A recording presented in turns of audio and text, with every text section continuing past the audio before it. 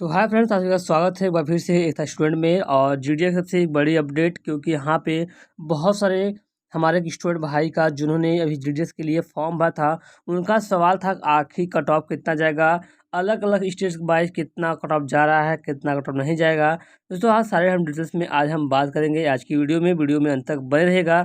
Channel पहली बार आए हैं सब्सक्राइब जरूर कीजिएगा, वीडियो को लाइक कीजिएगा कि आपके लाइक और सब्सक्राइबर से सब्सक्राइब करने से हमारा हौसला बनता है, ताकि आपके लिए नए नए कंटेंट हम लेके आते रहें। आप जैसे कि जीडीएस का हो गया, एनसीएस भर्ती हो गई, और सारी भर्ती आती हैं और अभी बहुत सारी भर्तियां आ भी रही हैं। तो मैं आपको इसी विस्तार में आपको बताऊंगा कि कौन कौन सी भर्ती आ रही हैं, और ख़ास करके जो स्टूडेंट जीडीएस का फॉर्म भरे हुए थे, जिनको अभी कन्फ्यूजन है कितना परसेंटेज वाले लड़कों का हो रहा है, क्या उनका नाम आएगा या फिर नहीं आएगा, या फिर कितना कट ऑफ जा रहा है, चाहे वो महाराष्ट्र के हों, चेन्नई से हों, साउथ से हों, या फिर हमारे यहाँ यूपी से हों, या फिर मध्य प्रदेश से हों, या फिर महाराष्ट्र से हों। दोस्तों सभी का डाउट्स आज क्लियर करने वाला हूं आज के हम वीडियो में, जो कि जीडीएस के फॉर्म भरे हुए हैं वो स्टूडेंट के लिए। जो जीडीएस के फॉर्म भरे हुए हैं वो कंप्लीटली वीडियो देखें अंत तक, तभी आप समझ पाएंगे कि आखिर कट ऑफ कितना जा रहा है और कब तक कट ऑफ जाएगा।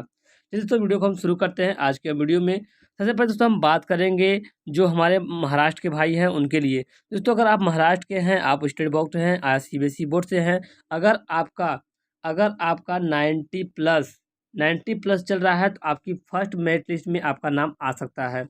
अगर आपका 70 सॉरी दोस्तों 7 अगर आपका 70 प्लस मार्क्स है परसेंटेज, तो आप सेकेंड लिस्ट के लिए अवेलेबल हैं। और यहाँ तक कि बात करें हम कट ऑफ की, तो महाराष्ट्र का दोस्तों जो कट ऑफ जाता है, चाहे SC ST का हो, चाहे OBC का हो, या फिर जनरल का दोस्तों आपको 70 प्लस देखने को मिलेगा कट ऑफ। और वही बात करें हम आपके SC ST वाले जो हमारे भाई साहब हैं उनके लिए है 16 प्लस का कट ऑफ जाएगा, जो कि 60 से 65% वाले हैं उनके लिए, SC ST वालों के लिए आ जाएगा। OBC की हमारी जो कट ऑफ जाती है वो ज़्यादा नहीं जाती है, वो हमारे OBC की कट ऑफ 55 से 70 के बीच में रहती है। OBC की कट ऑफ जो महाराष्ट्र स्टेट से आते हैं। अगर हम बात करें हरियाणा और हरियाणा की, तो वहाँ पे हरियाणा के जो स्टूडेंट हैं उनके लिए भी कट ऑफ 80 प्लस में जाती है, जो कि फर्स्ट मेरिट लिस्ट जारी होती है। सेकेंड मेरिट लिस्ट में आपको 65 से 70 के बीच में आपको कट ऑफ देखने को मिल सकता है हरियाणा वालों के लिए, चाहे SC ST के हो चाहे जनरल के हो। अगर जनरल के हैं तो 70 प्लस में जाएगा, SC ST या में आते हैं, OBC में आते हैं तो आपको 60 प्लस आपका एवरेज रहना चाहिए। चलिए दोस्तों हम बात करते हैं यूपी के लेकर के। तो यहाँ पे यूपी के जो स्टूडेंट हैं जिनका कट ऑफ, अगर यूपी दोस्तों बहुत बड़े जिला है और यहाँ पे बहुत सारे पोस्ट भी थे, तो यहाँ पे यूपी में लोगों ने बहुत सारा फॉर्म भरा, तो यहाँ पे कट ऑफ आपका 90 प्लस जाने वाला है।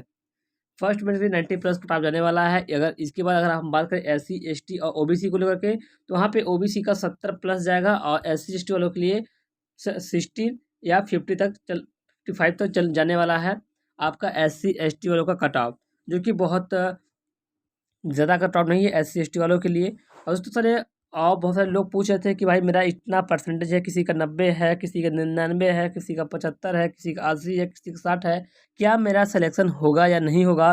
दोस्तों मैं बता दूँ कि आपका सिलेक्शन तो मैं नहीं कह सकता कि आपका सिलेक्शन सही तरीके से होगा या नहीं होगा, लेकिन इतना कह सकता हूँ कि आपकी जो यानी कि जीडीएस की दोस्तों 4 चरणों में लिस्ट निकलती है। यानी कि फर्स्ट लिस्ट निकलती है, फिर सेकेंड लिस्ट निकलेगी, फिर थर्ड लिस्ट निकलेगी, और फिर फोर्थ लिस्ट निकलती है। यानी 4 लिस्ट निकलती है।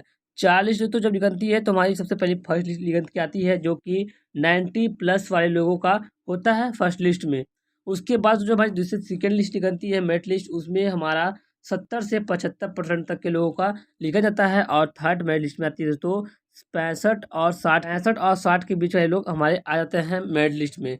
दोस्तों यहाँ पे चौथी लिस्ट जो होती है हमारी, उसमें से हम 50 से और 55 तक के बच्चे मेरिट लिस्ट में शामिल हो जाते हैं, जो कि SC ST OBC कैटेगरी के आते हैं। और जनरल का भी 60 से 65 या 70 के बीच में कट ऑफ रह जाता है फोर्थ लिस्ट तक के लिए।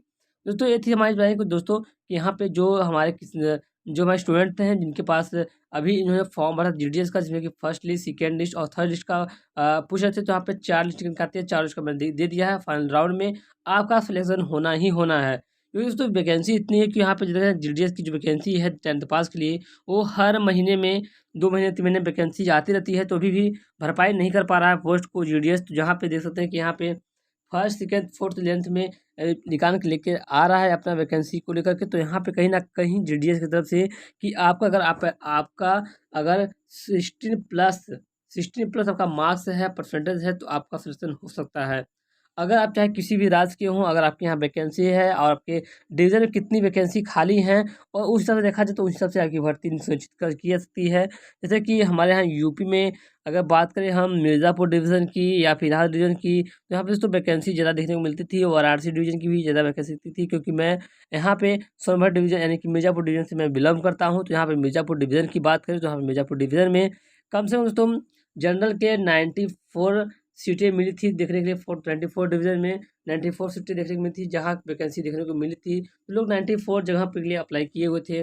अगर हम बात करें वहीं पे ओबीसी वालों के लिए, तो ओबीसी वालों के लिए 195 प्लस सीट शायद देखने को मिली थी, और क्योंकि यहाँ पे 95 जनरल का था और ओबीसी में भी 50 सीट तक रखी हुई थी, और उसी में 50 सीट आपको SC ST भी देखने को मिली, यानी कि दोस्तों 250 कुछ सीटें थी SC ST OBC और जनरल को लेकर के हमारे मिर्ज़ापुर डिवीज़न में। यूपी के डिवीज़न में, यूपी तो अलग अलग डिवीज़न है, इलाहाबाद डिवीज़न है, आपका क्या कहते हैं जो वाराणसी डिवीज़न है, मिर्ज़ापुर डिवीज़न है, लखनऊ डिवीज़न है। तो डिवीज़न अलग अलग डिवीज़न में अलग अलग प्रकार की वैकेंसी निकल के आती रहती हैं। तो यहाँ पे तो बात आती है कितने परसेंट लोगों का सिलेक्शन सुनिश्चित किया जाता है। तो अंतिम चरण की जो मेरिट लिस्ट आती है ना, अंतिम चरण की मेरिट लिस्ट वाले में कम से कम आपको 50 प्लस 60 के बीच में अगर आपका मार्क्स है, तो अंतिम चरण के मेरिट लिस्ट में आपका सिलेक्शन हो सकता है। यानी कि अंतिम चरण की लिस्ट तक आपको इंतजार करना पड़ेगा अगर 50 से 60 का मार्क्स है, जो कि जनरल कैटेगरी के लोग आते हैं।